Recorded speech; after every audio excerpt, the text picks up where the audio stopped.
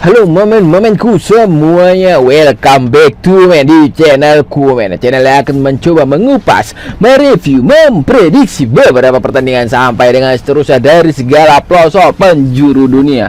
Dengan catatan kita semua untuk panjang umur pasti akan selalu seterusnya sampai selamanya aku review Apa kabar kalian semua Ya, aku harap mudah-mudahan semua itu baik-baik aja dan sehat walafiat dimanapun kalian berada. Tanpa ulur waktu di sini ada 4 pertandingan seperti biasa yang aku coba review dari lanjutan Liga Italia ada 2, Liga Inggris 1, Liga Spanyol 1 Ini ya bisa dibilang mungkin antara tim sedang, tim papan tengah melawan tim papan bawah. Itulah kayaknya Kalau tengok dari klub-klubnya kayaknya sih bener Oke next, tanpa ulur waktu kita langsung intip statistik pertandingan pertama dari lanjutan Liga Italia. Sassuolo bertemu dengan Monza. Kubu Sassuolo di sini full tim semuanya. Sorry, ada satu pemain ternyata Ada Alvarez, satu pemain masih dipertanyakan kubu Sassuolo. Nyebrang kubu Monza, 2 pemain sudah dipastikan dia akan bermain, Batella dan juga Caprari. Sedangkan Carboni, Lamana dan juga Papu Gomez, 3 pemain masih dipertanyakan. Nyebrang ke peringkat Sassuolo tim tuan rumah posisi 10, 6 pertandingan 9 poin. 15 posisi Monza sebagai tim tamu selisih 4 poin 6 pertandingan 6 poin. Cocok aku bilang tadi pertandingan antara papan tengah dan papan bawah, tapi nggak ada sini papan cuci Kita lanjut ke head to head. 5 pertandingan terakhir Sassuolo 3 kali mendapatkan hasil positif alias menang dan 2 kali menderita kekalahan Kalah di partai persahabatan dan juga melawan Frosinone kemarin ini sekitar 2 mingguan yang lalu mereka kalah 4-2 dibantai Frosinone. Untuk Monza 5 pertandingan terakhir 3 imbang, 1 menang 1 kalah. Kalah 1-1 ini dibantai Atalanta di kandang Atalanta 3-0 tanpa balas. Untuk head to head 5 pertemuan terakhir Monza 1 kali menang, Sassuolo 2 kali menang, 2 lagi sisanya nih imbang di 5 pertemuan terakhir. Terakhir bertemu di musim lalu bulan 5 lalu sekitar 4 bulanan yang lalu bermain di Sassuolo. Monza yang menang 1-2 Berarti ini bisa dibilang nggak tahu kekuatan ataupun bisa dibilang berimbang lah antara kedua klub ini karena persaingan antara papan tengah dan papan bawah ini Jadi kita nggak tahu skor, kita hanya tahu purpuran itu juga harus ngintip balik lagi ke halaman si Bandot. Sassuolo bertemu Monza, handicap terkecil ada mata-mata atau leg-legan dan juga seperempat Sassuolo yang ngepur Over under ada 2/3/4 dan juga 3 karena Sassuolo bermain di kandang walaupun di pertemuan terakhir Monza yang menang itu di musim lalu ya kita nggak tahu tuh pastinya musim lalu kayak mana purpurannya itu pastinya itu nggak tahu apa yang dikejar ataupun udah emang pasrah dengan keadaan, dengan posisi, dengan peringkat jadi mungkin bermain ya apa adanya Jadi untuk musim ini yang masih sekitar di pekan ke-7 aku disini menjagokan Sassuolo berani ngepur seperempat Monza dengan mengambil over 2/3/4 karena skor prediksi menurut dari aku Sassuolo yang menang 2-1 itu skor mutlak untuk sepak bola atau seminim-minimnya 1-0 lah Sassuolo yang menang Kita lanjut ke pertandingan kedua juga dari lanjutan Liga Italia. Di sini ada Fiorentina bertemu dengan Cagliari. Next kita langsung intip statistik pertandingan kedua klub ini. Dari kedua kubu ada beberapa pemain yang udah dipastikan dia akan bermain dan masih dipertanyakan. Kubu Fiorentina, Dodo, Yeremina dan juga Pio Rossi, 3 pemain yang udah dipastikan dia akan bermain. Sedangkan Biraghi dan juga Castrovilli, 2 pemain masih dipertanyakan. Cagliari juga 3 pemain yang udah dipastikan dia akan bermain. Lapadula, Mancosu dan juga Rock. Sedangkan Capradossi, De Sogus dan juga Janko, 3 pemain masih dipertanyakan. Kita lanjut ke peringkat atau klasemen. Fiorentina masih bisa dibilang bersaing di posisi atas posisi 6 pertandingan 9 poin 11 poin sedangkan lawannya di sini paling pojok posisi 20 6 pertandingan hanya mengumpulkan 2 poin. Kita lanjut ke head to head dan 5 pertandingan masing-masing Fiorentina 5 pertandingan terakhir 2 menang 2 imbang 1 kali kalah. Kalahnya dibantai Inter pula 4-0 tapi udah agak lama nih udah sekitar 1 bulan ini yang lalu men ya. Cagliari 5 pertandingan terakhir kalah semua, hanya satu lah men imbang men ya melawan si Udinese men ya. Sedangkan untuk itu 5 pertemuan terakhir Fiorentina cuma menang 2 kali, hasilnya 3 lagi imbang men, satu sama 0-0 dan juga 0-0. Sepertinya minim gol ini men antara kedua klub ini men. Tapi kita nggak tahu juga men ya. Ini sekarang bermain di Fiorentina men. Kita balik ke halaman si Bandon untuk melihat perputaran yang diberikan oleh si Bandon.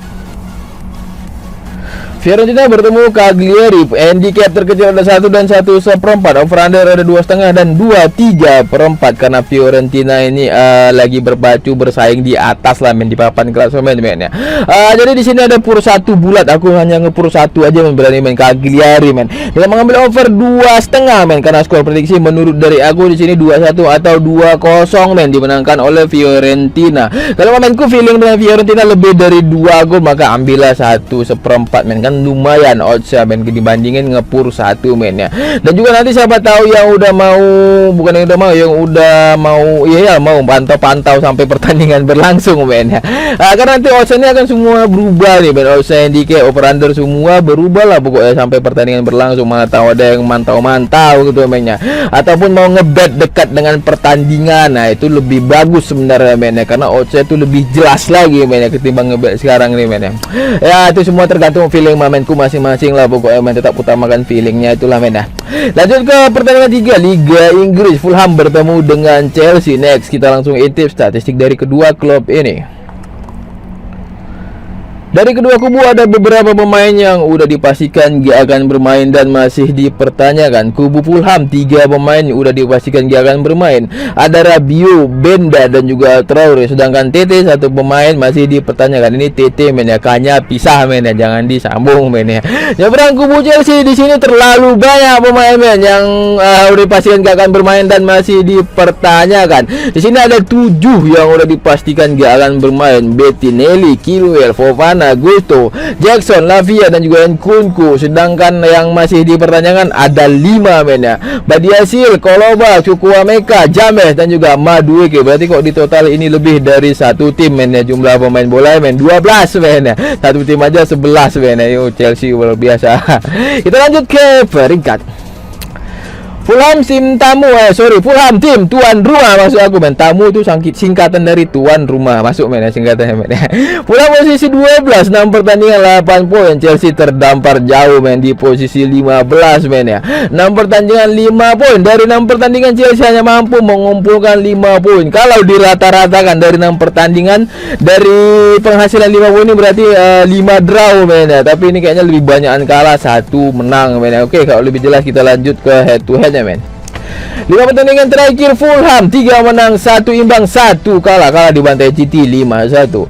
Chelsea 5 pertandingan terakhir 2 menang 1 imbang 2 kalah. Sorry men, agak apa ngomong aku kali ini men, kayaknya agak terburu-buru kenapa gitu loh men. Ada yang tahu men. Chelsea di sini kalah terakhir tuh melawan Aston Villa di pekan lalu men, bermain di Stamford Bridge pada men. Mereka kalah 0-1. Memang si Aston Villa nggak bisa dipandang sebelah mata juga men ya. Nggak bisa dianggap tim-tim remeh ya Aston Villa nih men ya. Untuk head to head 5 pertemuan terakhir Chelsea menangnya 3 kali, Fulham menangnya 1 kali. Di pertemuan terakhir di partai persahabatan Chelsea menang 2-0. Kalau untuk lanjutan liga di musim lalu bulan 1 tepatnya nih men, ini Fulham yang menang di kandang Fulham men 2-1. Ini dari pertandingan resminya men di liga men ya. Kalau ini Chelsea menang di partai persahabatan. Kita balik ke halaman si Bandon untuk melihat perburuan yang diberikan oleh si Bandon. Fulham bertemu dengan Chelsea, handicap terkecil ada 1/4 dan juga setengah keunggulan Chelsea. Over undernya ada 2,5 dan 2/3 men. Terus terang men, di sini ada pur setengah. Kurasa untuk Chelsea yang lagi angin-anginan ataupun anjlok lah bisa dibilang men ya. Ya tapi nggak tahu juga akhir musim kayak mana hasilnya men. Tapi di sini ada pur setengah men. Aku tampung atau nahan Fulham di pur setengah men. Dan mengambil over 2,5 men karena skor prediksi menurut dari aku di sini sekecil-kecilan ini berimbang men. men. 0-0 satu sama, atau mungkin bisa jadi Fulham yang menang 2-1 men. Karena Chelsea ini ya siapa yang nggak tahu lah, bagi pengamat Liga Inggris pasti juga akan mengamati Chelsea dan salah satunya MU men. Dua tim besar dari Liga Inggris di musim ini ya membeli lah, bisa dibilang agak-agak layu lah, tapi nggak tahu lah kalau di kasta Eropa ya kita kurang tahu lah pokoknya men. Dan juga belum bisa dinilai terlalu cepat men hasilnya men, karena masih 6-7 pertandingan men di Liga Inggris ini, masih terlalu jauh men untuk ngabisi musim ini men ya. Kita lanjut ke pertandingan keempat dari lanjutan Liga Spanyol, Las Palmas bertemu Celta Vigo. Next langsung kita intip statistik dari kedua klub ini. Kubu Las Palmas ada 5 pemain sudah dipastikan dia akan bermain: Gonzalez, Mfulu, Moleiro, Ramirez dan juga Ramirez. Ini Ramirez B dan S men, berarti kayaknya ini abang adik ini men ya. Hanya beda B dan S, ini nggak tahu kepanjangannya apa men ya. Sedangkan untuk Celta Vigo di sini ada Servi F dan juga De La Torre, dua pemain yang udah dicoret namanya. Kita lanjut ke peringkat. Las Palmas sebagai tim tuan rumah di sini posisi 18 dia men, 7 pertandingan 5 poin. Celta Vigo di atas ya men. Pertandingan yang sama, poin yang sama, selisih gol yang sama men. Kalah menang di 5 pertandingan terakhir juga sama men. Menang 1 kali, draw 2 kali, kalah 4 kali. Seru men ya pertandingan di selisih apa namanya? Persaingan di papan bawah men. Di sini lagi ada yang bertanding men, Osasuna bertemu Alaves men. Di sini Osasuna masih unggul sementara 1-0. Kita lanjut ke head to head. 5 pertandingan terakhir Las Palmas 4 kali kalah men, kayak aku bilang tadi men. 1 kali menang men melawan Granada 1-0 bermain depan publik sendiri. Sedangkan untuk Celta Vigo 5 pertandingan terakhir 3 kalah men, 1 menang 1 imbang men. Kayaknya ya memang betul-betul persaingan papan bawah nih men. Untuk head to head 5 pertemuan terakhir Celta Vigo menangnya 3 kali, Las Palmas menangnya 1 kali. Terakhir kali bertemu aja di tahun 2018 men. Sekitar 5 tahunan, 5,5 tahun yang lalu men. Celta Vigo yang menang 2-1 itu aku rasa pemainnya udah pada gantung sepatu semua men. Karena 5 tahun kan itu untuk kontrak panjang, jangka panjang aja untuk kontrak pertama kali men. Belum lagi mungkin umurnya udah tua, di kontrak 5 tahun ya udah gantung gawang men, bukan gantung sepatu men. Next balik dengan si Bandot untuk liburan yang diberikan oleh si Bandot. Las Palmas bertemu Celta Vigo. Handicap terkecil ada mata-mata atau lek-lekan dan juga seperempat keunggulan Las Palmas, tim tuan rumah. Over under ada 2 dan juga 2 seperempat men. Aku berani bermain mata-mata atau lek-lekan, megang Las Palmas men, dengan mengambil under 2 seperempat men, karena skor prediksi menurut dari aku tipis saya yang menang di Las Palmas men. 1-0 aja udah cukup men. Atau bisa juga ya seri, mungkin 1 sama, tapi mudah-mudahan Las Palmas yang menang, atau jangan sampai Celta Vigo yang menang tipis 0-1 men. Tapi aku lebih feel ke Las Palmas men. Lebih feel kenapa ya, udah pasti seperti yang aku jelasin seperti biasanya men, dia tuh bermain sebagai tim tuan rumah. Kalau tengok dari head to head juga ya, terakhir bertemu aja 5,5 tahun yang lalu, ya cukup jauh lah bisa dibilang men. Makanya di sini aku berani pegang Las Palmas. Oke, udah 4 tim aku coba review, aku coba kasih prediksi di video aku kali ini untuk semua para mamenku.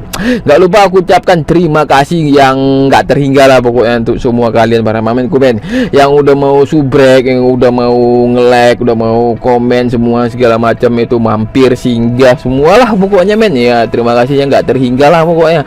Nggak lupa aku ingatkan yang mau bergabung ke grup WhatsApp, kalian boleh langsung japri aja men ya, dan itu nggak dipungut biaya berapapun, spesial pun nggak akan ada biayanya men ya. Oke men, kita udahi, kita tutup pertemuan kita di video kali ini. Salam seperti biasa dari aku men, salam bravo men.